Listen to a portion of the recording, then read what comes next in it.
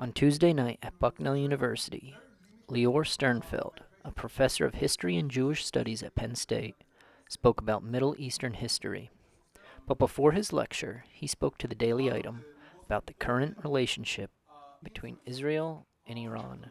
With Iran, uh, there are many moving parts. If you asked me last week, I would have given you a different answer than the one that I'm giving you now.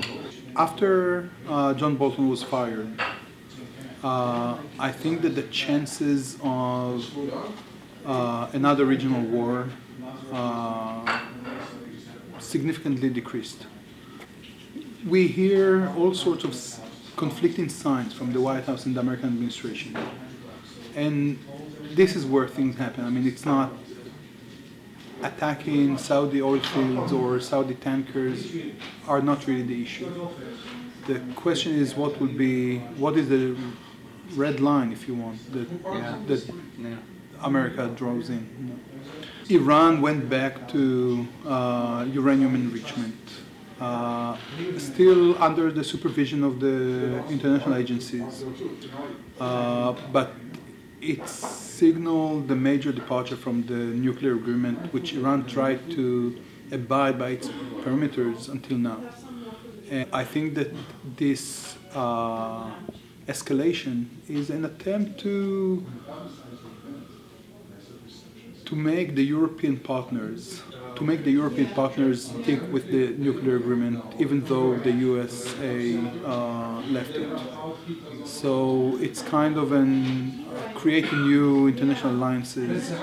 I never thought that Iran is genuinely interested in nuclear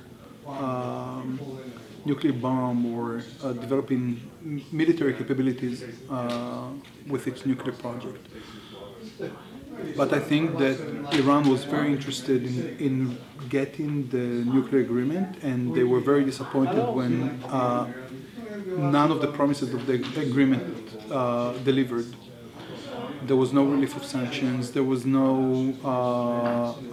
increased collaboration between the parties. It got worse, it deteriorated after 2016. So I think that, in my opinion, and again, it's very fragile,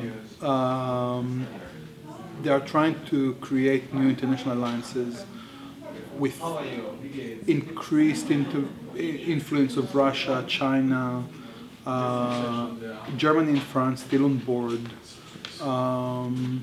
and Canada is pretty much still on board. So it's all like one big chess game. yeah, About forming strategic alliance. yeah.